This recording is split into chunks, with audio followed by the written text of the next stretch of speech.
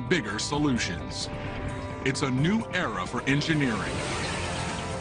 We can build our way out of anything. In Chicago, there's no room to grow, but an underground city could house thousands. This is mega engineering.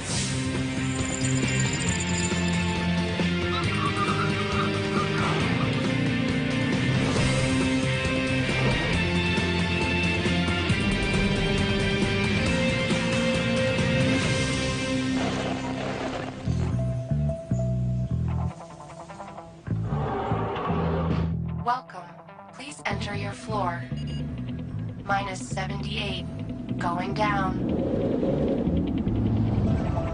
This is a Chicago Underground City Express elevator with direct connections to all residences, shops, and offices below level 50.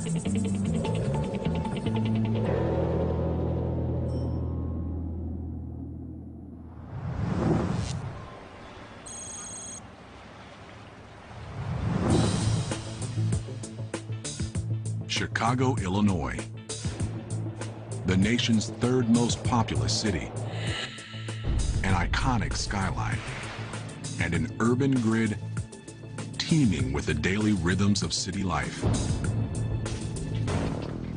But Chicago is a victim of its own success.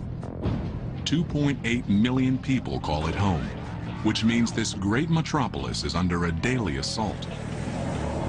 Almost 7 million commuters move in and out of the city every weekday.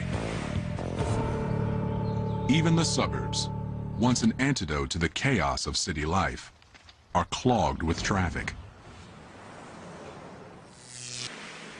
Despite the improvements in the interstate highway system, the traffic is still growing. In fact, there is, as in all major cities, there's an hour delay at rush hour.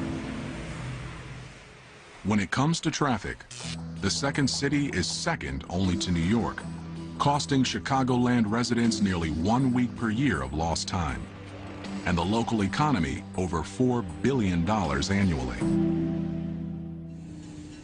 When suburbanites finally make it downtown, they find the L, one of the nation's oldest, busiest transit systems, bursting at the seams. Unable to expand to accommodate a growing ridership and an ever-widening definition of rush hour.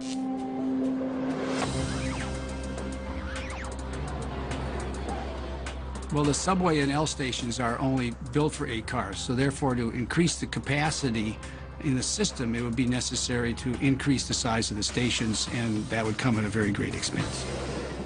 Undeveloped land around the city is scarce, so growing out is no longer an option.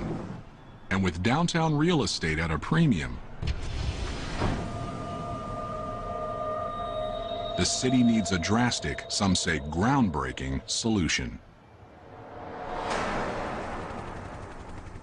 Chicago, already home to some of the nation's tallest buildings, will have to build down. Imagine an underground city directly below the Loop, over 1,300 feet deep, containing nearly 100 floors of apartments, offices, parks, and more. Room enough for tens of thousands of people to live, work, and play. It's the best solution to the Windy City space crunch.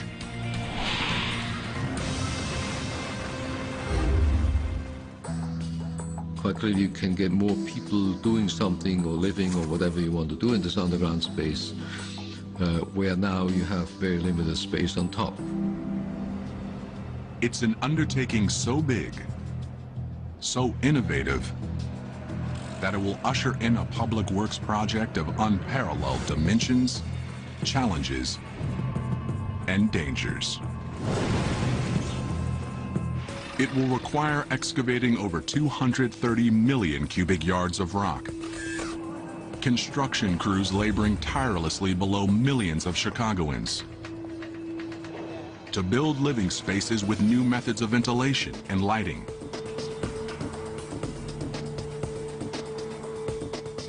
to ensure that the city beneath Chicago succeeds. It won't be easy, but it may be necessary.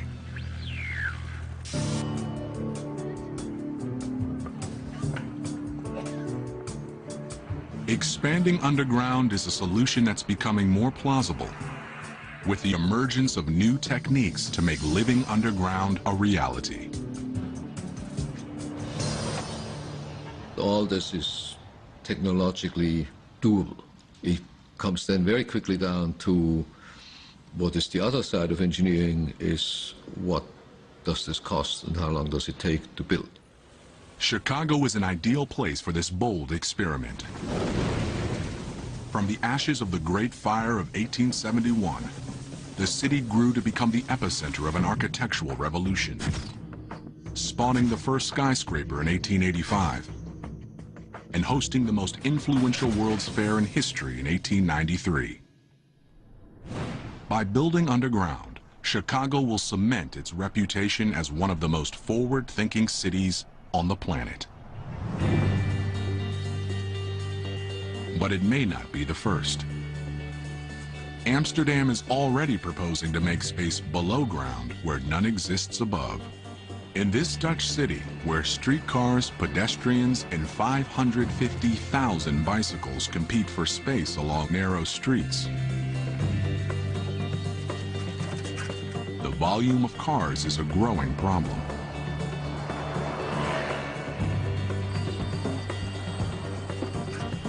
Because Amsterdam is a nice historical town and there is a lot of traffic in the town, you cannot enjoy the town because everywhere there's traffic on the channels, there's traffic on the quays, everywhere there's traffic. Ancient city planners never foresaw a day when their picturesque byways would be overrun with automobiles. Today, there's a movement to get them off the streets. But to do that, while still maintaining Amsterdam's historic charm, it has to look towards a signature feature of its historic past: the city's canals.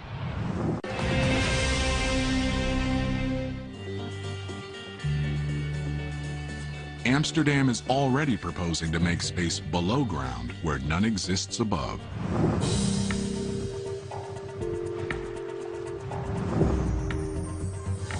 The plan? A network of underground complexes built beneath the city's 65 miles of iconic waterways.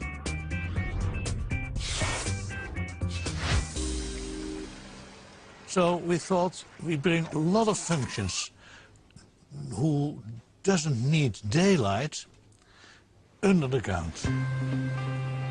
Parking garages, movie theaters, and shops, all built beneath miles of real estate that just happens to be filled with water. Working in the canal space is indeed the best options, because you make from 1 square meter which has no value, you make 6 square meters which has a lot of value, of course.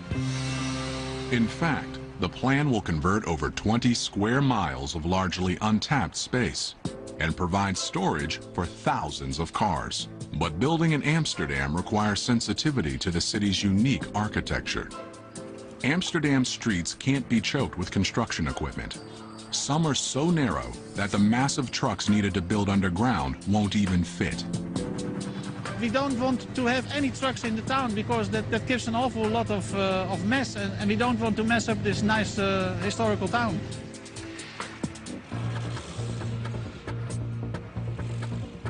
Even if crews could access the area from sidewalks, they'd be dangerously close to the city's narrow canal houses, precariously perched above the waterways. Let's say in Chicago, you have to drill a hole and you can place a house. It's a complete other way of building. In Amsterdam, it's not so easy to build a house because of the soil is what some call soft water. Amsterdam's soft water, or swampy soil, makes constructing large, heavy structures nearly impossible, which is why buildings are rarely higher than 3 or 4 stories. Most of the canal houses are supported by little more than wooden piles extending into that soft water.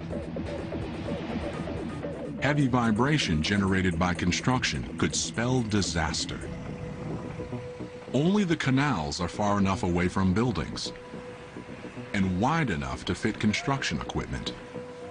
But the canals are filled with water, so engineers have proposed a solution as unique as the city itself. Amsterdam's canal system has 16 working locks, which can be closed at any time. With the locks closed, the canals can be drained. I can imagine that people think that the most difficult thing is to bring out the water out of the canals. But in fact, that is technical one of the easiest things. Once the canals are dry, crews will get to work, digging 30 feet down before sealing off a new surface that's both sealing to the complex below and floor to the canal above. It's a solution that will not only minimize the risk to the thousands of buildings that abut the canals, but will also keep the city from having to shut down. Because we are working in the canal space, there is less inconvenience for the people. Later, restoring the canals is as simple as opening the locks. After we have finished it, the canal is exactly the same as it is now. Only there are no cars on the ground anymore, so you can enjoy the city and the nice historical houses. The project would remove thousands of cars from sidewalks, and if it works, it could spur other cities to take up the challenge. There's just one problem. Few cities have canals from which to access their downtowns.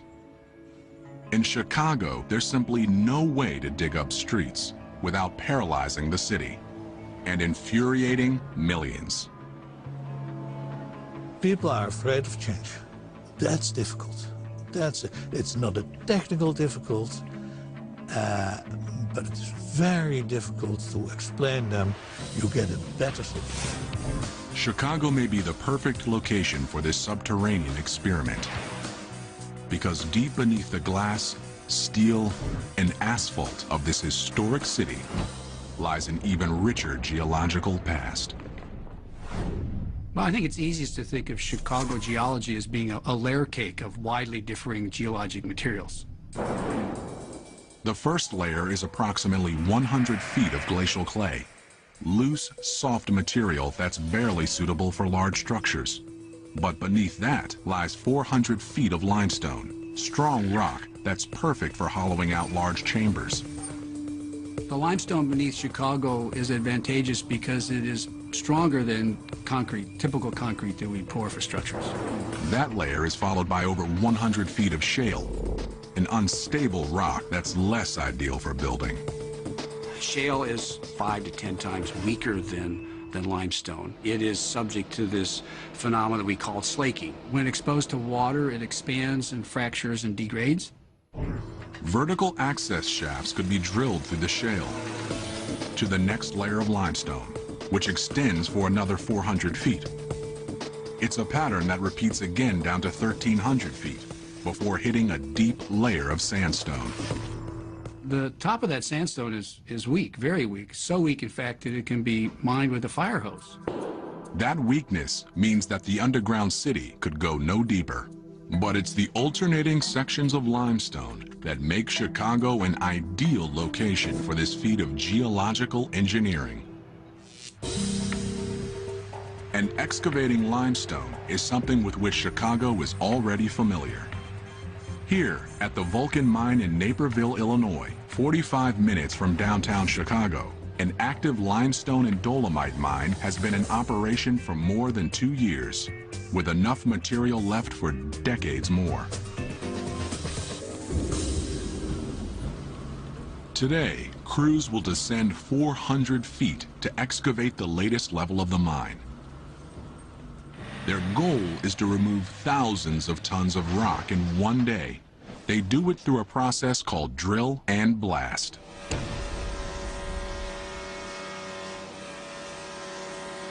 The drilling is taken care of by the Fletcher J352 LS.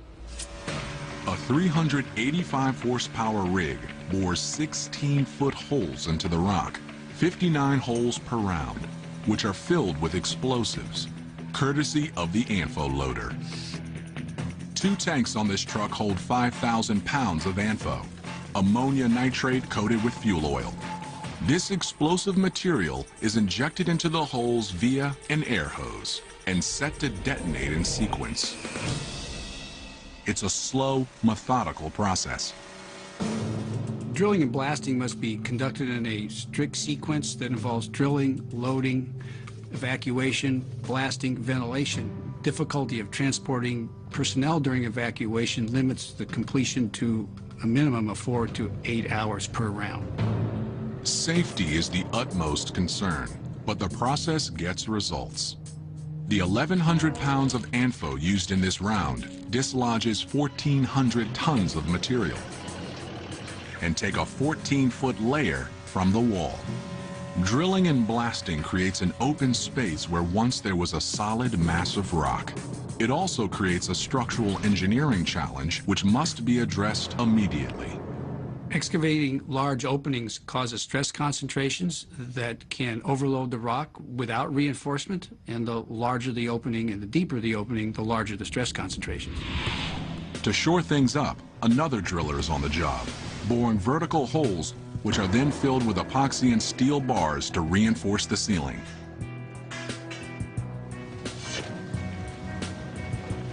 After the blast, excavated material is removed via this conveyor belt and trucked to area construction sites to be used as aggregate, a crucial ingredient in concrete that can be put to immediate use in Chicago. If it's good material, which if you do this in the limestone in Chicago, that will be probably the case, you actually can use this material to fabricate concrete, some of which will go back into this underground city. Well, why transport it to the surface when you can keep it down there and manufacture the city on the spot? The underground city could use some of the material, but not all of it, leaving enough extra excavated material to pave over 30,000 miles of roads, which could stretch around the globe 1.5 times. With the ease of excavation, digging a new city is not a problem. Holding up the existing city is. It's important to think about the depth below the foundations of the structures at which this underground city can be built. The issue is that under these high-rise buildings, you have the large diameter piles, and under these large diameter piles, you have high loads. Chicago's tallest building, the Sears Tower, soars to 108 stories, 1,450 feet into the air. Holding it up, 200 piles extending nearly 100 feet into the ground, sending the building's load into the surrounding rock. And that's just one building. Beneath Chicago lies a virtual forest of foundations and piles. Dig too close to them, and the buildings they support could be in trouble. If you were to dig a hole right under the end of the pile, the lower end of the pile, quite clearly that would collapse. For safety's sake, the first level of the underground city must be positioned hundreds of feet beneath the lowest pile. But getting there without closing city streets, rerouting miles of train lines, or redirecting sewage tunnels, water pipes, and utilities would be an enormous challenge. Avoiding them altogether would be the easiest, cheapest option. To access the underground city, it would be important to construct that in an area where there weren't structures and utilities already. Unable to disturb the city life above, crews will have to begin their access to the worksite from miles away. Another possibility would be to provide this access with an incline instead of coming in vertically. Starting from outside the city center, crews and equipment will tunnel downtown, a journey that would stop nearly 300 feet below the center of Chicago. Deep enough to avoid building foundations and city infrastructure. There, they will begin a drilling and blasting routine to construct the first level, a staging area for building even deeper.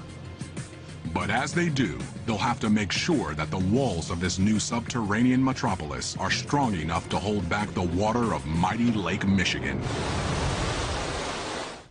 Chicago is famous for two things. It's big and it's cold. But one place that's bigger and colder is Moscow. With 15 million people in the metropolitan area and over 3 million cars causing some of the worst traffic in the world, Moscow's explosive growth is putting it on a crash course with catastrophe. The real #1 priority right now is to get rid of the transportation collapse in the city and the constant traffic jams. To cope, the Russian capital has nowhere to go but down. Moscow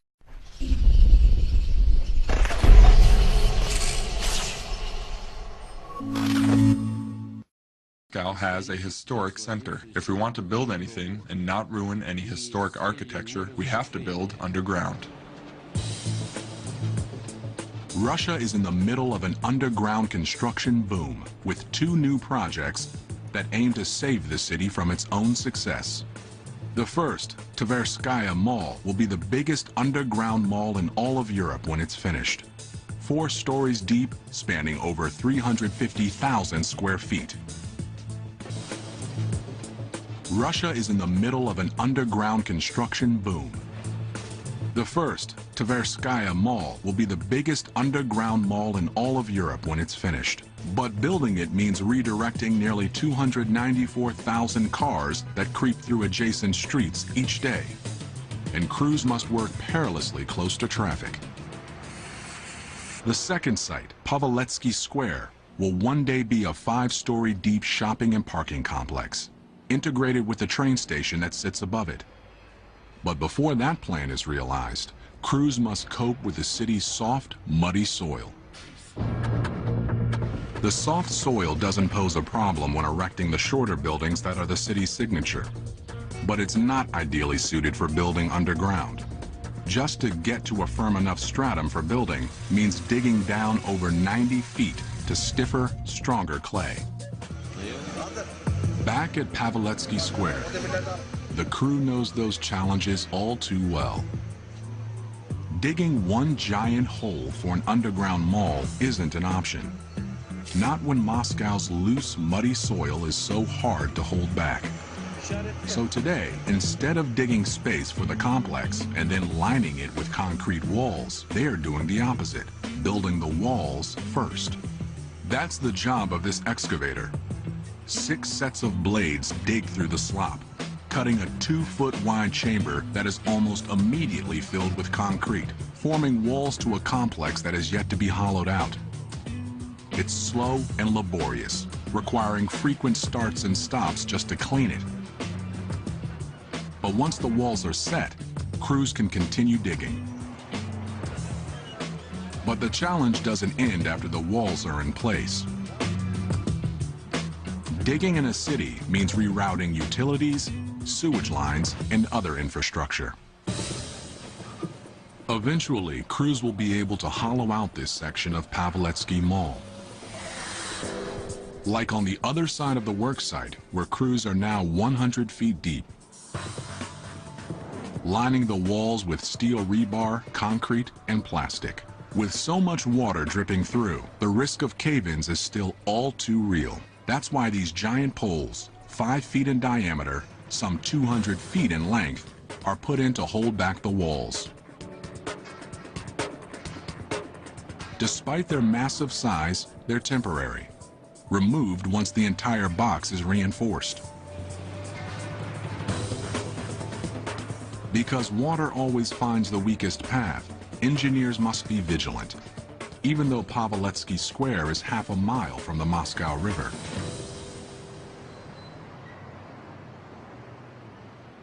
Imagine the dangers crews would face halfway around the world, back in Chicago.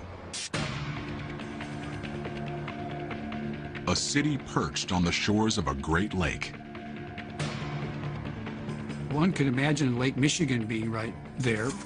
How does one control all that water from getting into an underground structure?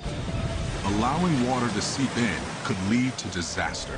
Each level of Chicago's underground city would have to be painstakingly reinforced in order to stay ahead of a population boom that threatens to strangle the city.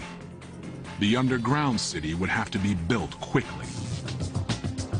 One day, Chicago's underground city will look less like this and more like this. Okhotny Riyadh, Moscow's biggest underground mall. With 3 stories of shopping and dining, it's a place where thousands of Muscovites can escape the cold.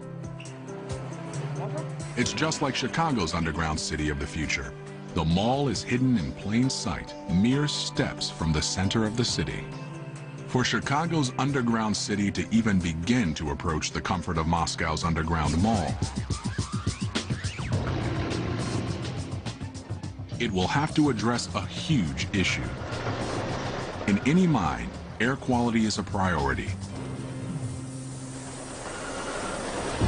During construction, engineers can employ a ventilation method in use at the nearby Vulcan mine. This vertical shaft works to pull air in from the mine's access tunnels and directly up, making sure that dust and other contaminants don't linger for too long. This is a system meant to provide comfort and security to dozens of miners working 10-hour shifts. Replace them with thousands of residents living underground 24 hours a day, and the ventilation needs become far more complex. People will have to occupy these spaces for 50 to 100 years, whereas miners occupy the spaces for single digits of years as opposed to multiple decades.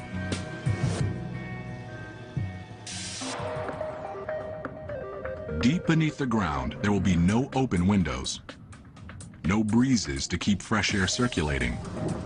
Ventilation is a problem that's already been solved, far beyond the needs of any underground city in Boston, Massachusetts. Here, engineers behind the Big Dig, the most expensive public works project in U.S. history, were faced with thousands of cars passing through almost 4 miles of tunnels every day, spewing tons of poisonous exhaust. Moving vehicles push air through the tunnels, but traffic jams can cause air to linger and dangerous gases to build up. So the Massachusetts Turnpike Authority installed a complex ventilation system to keep the air moving. Near tunnel openings, jet fans circulate air. But with some tunnels as deep as 120 feet, Boston had to go to more extreme measures to bring air underground. Deep beneath this building in the heart of Boston lie the lungs of the Central Artery Tunnel System. A building 125 feet tall pulls in fresh air and transfers it to the tunnels below. The intake air is sucked in through those louvers, as you see behind me, and it's sucked down to a fan chamber and through a series of tunnels or conduit into the tunnel. 100 feet below ground, in a massive intake room, giant fans pull fresh air down the shaft. 400 horsepower engines are capable of moving 333,000 cubic feet per minute and generating wind speeds of up to 62 miles per hour. It's a powerful system based on age-old techniques. All the components of the Big Dig basically used tried and true technology. The hardware and the mechanical equipment performing the ventilation is pretty much a century old now. It takes 13 buildings like this to cover Boston's tunnels. And while the means of moving air hasn't changed in years, the ability to adjust to the changing needs of an underground environment has. Basically, we have a surveillance in the tunnels. We have cameras watching the traffic. Almost all of our cameras and sensors are monitored from our operations control center. Inside the Massachusetts Turnpike Authority building, at the Operations Control Center, specialists monitor 32 vent zones and control 235 fans and over 500 cameras. With just the push of a button. They're concerned with air quality and a lot more. More than just the ventilation is monitored there, the pumping of water, the traffic conditions in general, so you really get a very efficient management of all the life safety functions within all the tunnels under one roof. But this centralized command center has some fail-safe backups. Even if communication with one of the vent buildings is lost, each vent tower is staffed and powered independently. There are local controls within the vent buildings that we can still operate the fans by in a manual mode with personnel. Chicago's underground city will apply much of the technology used in Boston, only at 10 times the depth. The underground city's walls and floors will be lined with ventilation chambers. Fans at the bottom of the city will pull fresh air in through intake shafts located at the top, where it will descend down 1,300 feet and circulate throughout the city before returning to the surface to be exhausted. Regulating the airflow would require the kind of sharp monitoring used in Boston. You're living down there, so it's not just a transient air, and I'm sure you would probably have a much stricter requirement for the cleanliness of the air that you're breathing. Regulating air quality for a 24-hour residential population, and not just automobile traffic, would require many more fans and a control system that would be the eyes and ears of an underground city. It's something that would provide security and peace of mind for the residents beneath Chicago should the unthinkable happen. With the underground city a reality, one factor of Chicago's legendary climate will be mitigated, if not eliminated altogether. Well, there are advantages to living underground. For instance, you're not subjected to the vagaries of Chicago winters. Deep beneath the city streets, residents wouldn't have to worry about snow or even staying warm. Because if there's one thing about living underground that's predictable, it's the temperature. Well, no matter how hot or cold it is in the air in Chicago, 20 feet underground, it's around 55 degrees Fahrenheit, no matter the time of the year. But the deeper you get, the warmer it becomes, thanks to something called the geothermal gradient. On the surface, temperatures are affected by the sun and atmospheric changes, but up to 200 feet below ground, the temperature remains constant.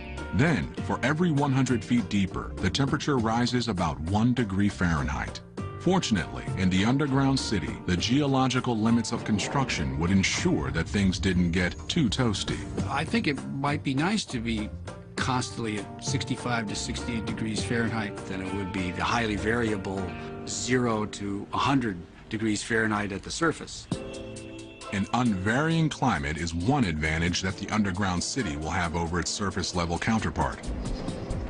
But there's one quality to which the underground city can't hold a candle. Possibly the most important issue would be the lighting itself, because without artificial illumination down there, it's completely black. Daylight, so vital to health and human happiness, can only come from one source. Even in Moscow, with just 70 sunny days per year, the underground mall Ahotny Riyadh does what it can. With skylights that decorate the roof of the mall, allowing sunlight to travel 3 stories underground. It's a solution that'll work in Chicago too, up to a point. Massive skylights will illuminate the structure's uppermost levels, but deeper down there would be no way for sunlight to reach people. This simple fact would make opting for a life above ground, in spite of Chicago's cold, worth it to many. But if a solution exists, it may be found at Rensselaer's Polytechnic Institute's Lighting Research Center in Troy, New York. Here, researchers focus on light's effects on health and the circadian system, the 24-hour cycle that all humans are programmed to follow. The circadian system wants to see a regular 24-hour pattern, and that is the pattern that we evolutionarily grew up with. It's in the last 100 years that we have electric light that allows us to extend light into the the nighttime. But what's also happened in the last 100 years, we live indoors. With that move indoors to offices and homes with electric lighting, humans have disrupted the light-dark pattern that regulates the circadian system. We can be in perfectly good light to see, and yet we can be in biological darkness. You can't necessarily stimulate the circadian system with electric lighting. With only artificial light, the internal clocks of underground citizens would go haywire. The circadian system is a clock that runs all the time anyway. And if you don't have a resetting of that clock, a synchronization of the sunrise, sunset, you can go into this architectural jet lag, as we call it. To maintain this synchronization, engineers will have to design lighting systems that mimic the patterns on the surface. But even these artificial means don't go far enough. Massive skylights will illuminate the structure's uppermost levels, but deeper down there would be no way for sunlight to reach people. This simple fact would make opting for a life above ground, in spite of Chicago's cold, worth it to many. Engineers will have to design lighting systems that mimic the patterns on the surface. But even these artificial means don't go far enough. It is important not just how much light you get, but when you're getting the light and what kind of light you're getting. In the Light Research Center's lab, a test measures light's effects on brain activity.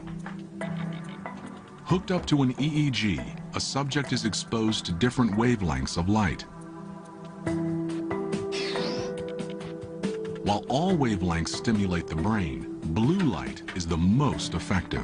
The reason why we're working with blue light is because we have shown that the circadian system is maximally sensitive to blue light. That may be because the color of the sky has programmed our brains to respond to the blue wavelength of visible light. RPI has found that the need for blue light is so ingrained into human DNA that it only takes a small amount to trigger alertness. So this way you can effectively achieve the same result in reducing melatonin levels or increasing brain activities with less amount of power or with less light. So it's an energy efficient way of impacting the circadian system. That energy savings would preclude the city from having to bathe common areas in blue light or from running ultra-hot lights to simulate sunlight. Instead, residents could take a more personal approach. Blue light is so effective for the circadian system. We can get very low levels of blue light and be able to impact the circadian system. Brief exposure to blue light is as effective as using a more common method for waking up. What you can do is, just like a cup of coffee, you can use light for 15 minutes, 20 minutes to perk you up and to give you some alerting stimulus. There would be lots of opportunities to manipulate that light in such a way that it can provide a sense of daytime and nighttime, can provide a sense of change, and can provide a sense of difference that makes life enjoyable. It's the differences in life that I think we find attractive. It's not only life below Chicago that would begin to improve. At street level, the city will find smaller crowds, less traffic, and a transportation system more able to cope when people are no longer commuting from outside of the city, but from underneath it. Well, the city could be beautified if much of it were placed underground. Placing the major functions underground will allow us to think more expansively of the most appropriate uses of the surface land. That's just what happened in Boston after the Big Dig. The city has been knitted together again, if you will. Some of the surface land has been reclaimed for public use versus having an elevated highway on it. There are now parks where there were steel structures before. Those above-ground improvements could go a long way towards generating support to expand the underground city. But continuing to hollow out the ground beneath Chicago's skyscrapers could be met with opposition. So the underground city will have to navigate uncharted territory. Well, the state of Illinois owns the lake bottom from the shore outward, and there are no buildings there. Perhaps it might be a great deal less expensive and more quickly realized to actually excavate the underground city indexed over by the lakeshore. By connecting a new network of underground chambers to the existing underground city, urban planners could create a mirror image of the city beneath the lake. In terms of changing the way in which the world thinks of Chicago, it might move it out of the realm of its current beautiful vertical skyline to thinking about maybe its underground skyline. There's just one problem. The first part of the underground city was built without anyone living there. The challenges that once only affected crews could now have an impact on thousands of permanent underground residents. You'll never be able to see the complete picture underground as you will above ground. So the unknowns are basically higher, and you have to deal with that during construction. Most important issue to address would be the possibility of any types of historic gas deposits that are located there.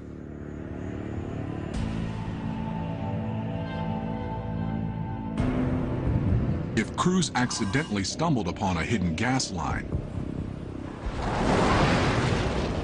the consequences could be disastrous. Evacuation plans would share much in common with those in place for skyscrapers.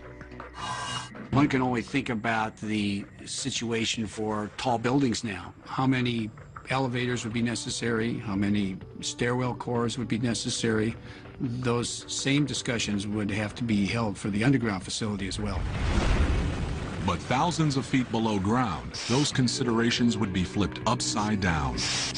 With elevators inoperable, stairs would be the only means of egress. Those at the bottom levels would have to climb the equivalent of a 100-story building to escape. Not an option for the very young, elderly, or handicapped. Emergencies would require fast thinking and fast acting on the part of city officials, who would seal off trouble spots, protecting the rest of the city by flushing out dangerous gases. The technological challenges of building underground can be overcome. It will cost more or will cost less. But from a technical point of view, there's not much left today that we cannot do. The psychological challenges are another story. The question is, how much time would people spend on the ground? Where's the limit where people would say, no, I don't want to do that? But with cities bursting at the seams, struggling to keep up with a population boom, those concerns may be overridden by practical necessity. It will take some time for Chicagoans to accept the necessity of living underground. 10, 15 generations from now, if people have been exposed to nothing else but living on the ground, they will accept that. I think that, to be quite honest, humans are very robust species, and they do get used to things that you don't believe they get used to. So I think humans would get used to living underground, and I would get used to living underground too. One day, people around the world will do more than just shop or drive underground. One day, we just may live there.